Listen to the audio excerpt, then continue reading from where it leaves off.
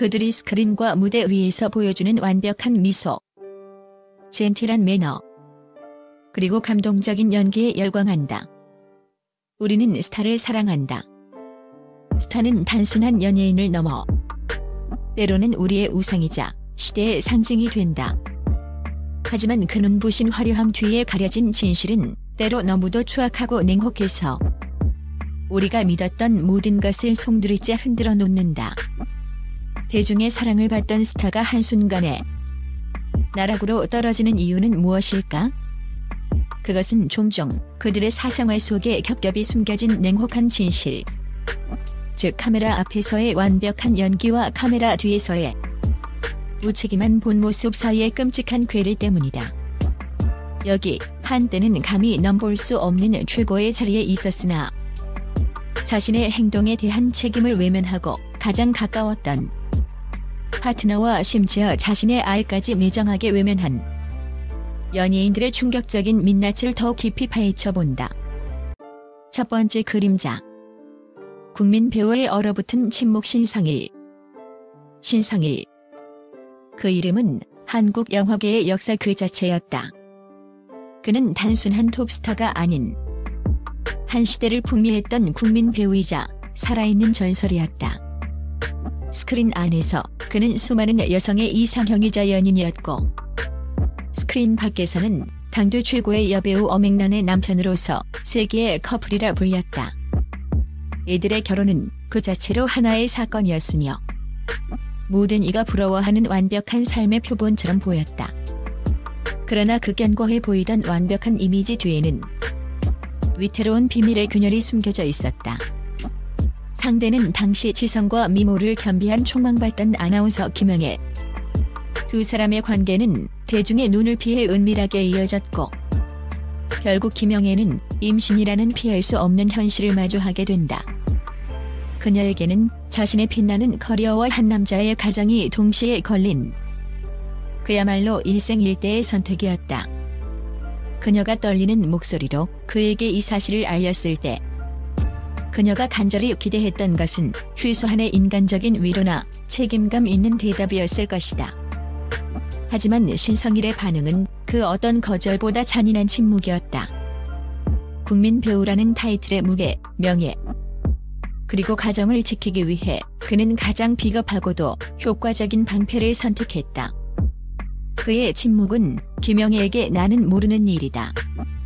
당신이 알아서 하라는 무언에. 그러나 강력한 압력이었다. 당대 최고의 스타였던 그에게 이 스캔들은 자신의 모든 것을 한순간에 제로 만들 수 있는 치명적인 폭탄이었을 터. 그는 자신의 왕국을 지키기 위해 기꺼이 한 여성과 태어나지 못한 생명을 제물로 삼았다. 결국 김영애는 홀로 모든 것을 감당해야 했다. 그녀는 누구의 위로도 받지 못한 채 차가운 수술대 위에 홀로 누워 한 생명을 지원해야만 했다. 대중은 수십 년이라는 긴 시간이 흐른 뒤에야 이 충격적인 사실을 알게 되었다.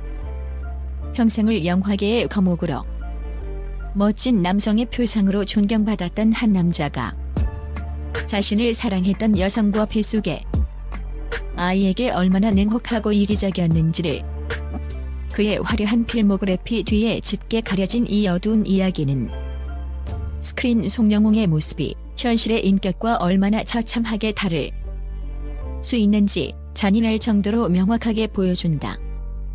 전설은 그렇게 자신의 가장 큰 오점을 남겼다.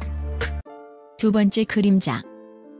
국민 아나운서의 이중적인 외면 임태근. 그는 한때 대한민국에서 가장 신뢰받는 목소리의 소유자였다. 그의 차분하고 지적인 이미지, 정확한 발음, 그리고 온화한 태도는 많은 이에게 국민 아나운서라는 절대적인 칭호를 안겨주었다. 그의 목소리는 저녁 뉴스를 통해 진실을 전했고, 때로는 따뜻한 프로그램을 통해 국민의 마음을 어루만졌다. 그러나 전 국민에게 공정과 감동을 전하던 그 신뢰의 목소리는 정작 자신의 핏줄에게는 단 한 번도 따뜻하게 가닿지 못했다. 그의 외면은 한 번이 아니었다. 두 명의 혼외자가 그의 화려한 명성 뒤편, 어두운 그림자 속에 존재했다. 첫 번째 아들은 바로 대한민국 록의 전설 임재범이다. 재범은 우리가 알다시피 아버지의 존재조차 인지하지 못한 채 차가운 고아원에서 버려진 아이로 자라나야 했다. 한쪽에서는 국민 아나운서 아버지가 수많은 대중의 박수를 받으며 명성을 떨치고 있을 때, 다른 한쪽에서는 그의 아들이 혹독한 현실과 싸우며 뼈저린 외로움 속에서 성장했다. 이 얼마나 잔인하고 끔찍한 아이러니인가. 임재범이 훗날 무대 위에서 토해내는 듯한 그 처절한 절규와 깊은 고독은 어쩌면 아버지에게 버림받은 그 근원적인 상처에서 비롯된 것일지도 모른다. 비극은 여기서 그치지 않았다. 두 번째 아들은 90년대 청춘 스타 배우 손지창이다. 손지창 역시 사생아라는 꼬리표를 평생 달고 살아야 했다. 그는 아버지의 존재를 알면서도 결코 아들이라 불리지 못했다. 그가 성인이 되어 바랐던 것은 거액의 재산이나 재정적 지원이 아니었다. 단지 내 아들이다라는 아버지의 따뜻한 인정, 법적인 관계를 떠나 인간적인 승인을 바랐을 뿐이다. 손지창이 마지막 용기를 내어 아버지를 찾아갔을 때조차 임태근은 그를 끝까지 아들로 받아들이지 않았다. 가장 신뢰받는 목소리를 가졌던 남자는 정작 자신의 두 아들에게는 평생 지울 수 없는 침묵과 냉혹한 외면, 그리고 존재 자체를 부정당하는 상처를 안겨주었다. 대중을 향한 다정하고 공정한 목소리와 자신의 핏줄을 향한 차가운 외면. 임태근의 이 소름 끼치는 두 얼굴은 그 어떤 스캔들보다도 씁쓸하고 충격적인 배신으로 남아있다. 세 번째 그림자. 완벽한 엄친아의 추악한 배신. 김정훈. 그는 엄친아라는 단어의 상징과도 같은 인물이었다. 2000년대 초반 그룹 유엔의 멤버로 화려하게 데뷔한 그는 단지 잘생긴 아이돌이 아니었다. 서울대학교 지휘학과 재학이라는 경이로운 학력은 그에게 뇌생남이라는 이미지를 굳혀주었다. 수려한 외모, 감미로운 목소리, 그리고 대한민국 최고 엘리트라는 명석한 두뇌까지. 그는 그야말로 모든 것을 다 가진 비현실적일 정도로 완벽한 남자처럼 보였다. 그러나 2019년 그의 완벽한 가면을 산산조각 내는 충격적인 폭로가 터져나왔다. 전 여자친구 A씨가 그를 상대로 약정금 청구 소송을 제기한 것이다. A씨의 주장은 상상을 초월했다. 그녀는 김정훈의 아이를 임신했으며 그가 자신의 이미지가 하락할 것을 우려해 임신 중절을 지속적으로 강요했다는 것이다. A씨는 또한 김정훈이 집을 구해주겠다고 약속했지만 계약금 100만 원만 지불하고 연락을 끊어버렸다고 주장했다. 엄친아의 지적이고 반듯한 이미지와는 정반대되는 너무도 비정하고 무책임하며 치졸한 모습이었다. 하지만 대중을 더욱 경악하게 만든 것은 따로 있었다. 이 모든 폭로가 터져나오던 바로 그 시점, 김정훈은 TV조선의 연애 리얼리티 프로그램 연애의 맛에 출연하며 제2의 전성기를 누리고 있었다. 그는 방송에서 진지하게 새로운 인연을 찾는 순수한 싱글남을 연기하며 시청자들의 설렘과 응원을 한 몸에 받았다. 현실 속에서는 자신의 아이를 임신한 여자친구에게 낙태를 종용하고 금전 문제로 갈등을 빚으면서 카메라 앞에서는 새로운 여성에게 순진한 미소를 지으며 로맨스를 연기하고 있었던 것이다. 이것은 단순한 스캔들을 넘어선 시청자의 순수한 감정을 기만한 대국민 사기극이었다. 그가 서울대 치대생이라는 타이틀로 수십 년간 쌓아올린 지적이고 신뢰감 있는 이미지는 이 끔찍하고 이중적인 행태로 인해 한순간에 잿더미로 무너져 내렸다.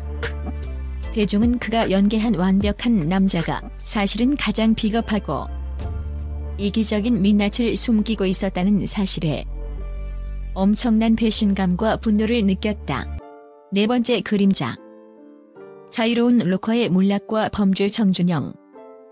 이 리스트의 마지막은 앞선 세 사람의 무책임과는 차원이 다른 명백한 범죄의 영역이다. 정준영. 그는 슈퍼스타 K를 통해 혜성처럼 등장한 거침없고 자유분방한 매력의 록스타였다. 재치 있는 입담과 예측 불가능한 엉뚱한 매력으로 각종 예능 프로그램을 섭렵하며 대중의 폭발적인 사랑을 받았다. 비록 이 기사의 주제가 임신과 관련된 무책임한 행동에 대한 것이지만 정준영의 경우는 그 책임을 논하기 이전에 이미 인간성의 선을 넘어버린 심각한 성범죄의 가해자였다. 그는 황금폰이라 불리는 휴대폰을 통해 자신이 저지른 추악한 범죄들을 기록하고 유포했다. 그는 수많은 여성을 상대로 불법적으로 성관계 동영상을 촬영하고 이를 지인들과의 단체 채팅방에 공유했다. 그의 휴대폰 속 단체 채팅방은 인간의 존엄성이 완전히 파괴된 범죄의 온상이었다. 피해 여성들은 자신이 촬영당하고 있다는 사실조차 인지하지 못했다. 정준영과 그의 친구들은 이 불법 촬영물을 마치 게임 아이템이나 전리품처럼 공유하고 소비했다. 그들은 여성을 인격체가 아닌 단순한 유흥거리, 성적 도구로 취급하며 낄낄댔고 심지어 집단 성폭행까지 서슴지 않았다. 그가 방송에서 보여준 장난기 많고 유쾌하며 자유로운 영혼 같았던 이미지는 이 모든 범죄를 가리기 위한 철저히 계산된 위선이었다. 그 가면 뒤에는 타인의 끔찍한 고통에 전혀 공감하지 못하고 여성을 도구화하는 범죄자의 추악한 모습이 숨어 있었다. 그는 연예인으로서의 공적 책임을 저버린 것을 넘어 한 명의 인간으로서 가져야 할 최소한의 윤리마저 송두리째 파괴했다. 결국 그는 징역형을 선고받으며 연예계에서 완전히 퇴출되었다.